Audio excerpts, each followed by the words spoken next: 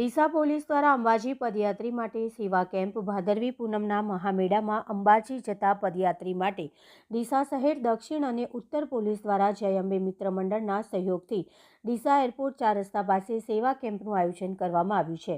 ભાદરવી પૂનમના મેળામાં અંબાજી જવા માટે પદયાત્રિકોનો ધસારો દિવસે ને દિવસે વધી રહ્યો છે, ત્યારે પદયાત્રીઓ માટે ઠેર ઠેર સેવા કેમ્પો શરૂ કરી રહ્યા છે। ત્યારે ડીસા શહેર દક્ષિણ અને ઉત્તર પોલીસ દ્વારા જય અંબે મિત્ર મંડળના સહયોગથી ડીસાના એરપોર્ટ 4 રસ્તા નજીક સેવા કેમ્પ શરૂ કરાયો છે।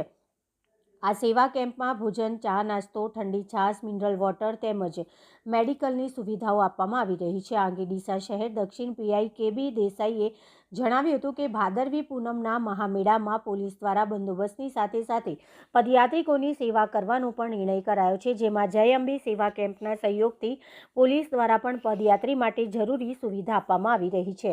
Reporter Rakesh Thakkar, DT news live 24 Deesa Banaskantha. जय अंबे सेवा केम्प ડીસા आपનું हार्दिक स्वागत करे છે। અમારે અત્યારે 8મું વર્ષ છે। અમે સતત 8 વર્ષથી આ જ સ્થાન ઉપર ચા, નાસ્તો અને ભોજન સાથેની વ્યવસ્થા અત્યારે અમે પૂરી પાડી રહ્યા છીએ। અત્યારે જે પણ પબ્લિક આવે છે અમે ગેરંટીવાળી ચા આપીએ છીએ। ચાના અંદર પણ ગેરંટી આપીએ છીએ કે ચા જો સારી ના લાગે તો પાછળનો કપ ફેંકી દેવાનો, છોડી દેવાનો। આવી ગેરંટીવાળી ચા અહીંથી લગાવી અને અંબાજી સુધી કોઈ કેમ્પમાં આપવામાં આવતી નથી। જય અંબે। बॉर्डर रेंज साहेब श्रीनाओनी सूचना तथा जिला पुलिस वड़ा बनासकांठा तथा नायब पुलिस अधीक्षक श्री ડીસા विभाग साहेब श्रीनाओनी मार्गदर्शन हेठळ समग्र बनासकांठा पुलिस द्वारा सेवाकीय कार्यक्रमों आयोजन करवामां आवेल छे, जेना भागरूपे खरा अर्थमां कम्युनिटी पोलिसिंग सार्थक थाय ते माटे ડીસા सिटी पुलिस द्वारा આજરોજ माँ अंबाना पगपाळा यात्राळुओ माटे ठंडी छाशનું आयोजन કરવામાં આવેલ હતું। સાથે સાથે દીપક હોટલથી રાજ મંદિર સુધી સર્વિસ રોડ ઉપર યાત્રાળુઓને કોઈપણ અડચણરૂપ વાહનો ના પડ્યા રહે તે માટે રૂટ પેટ્રોલિંગ કરી વાહનો કરવામાં આવેલ હતા।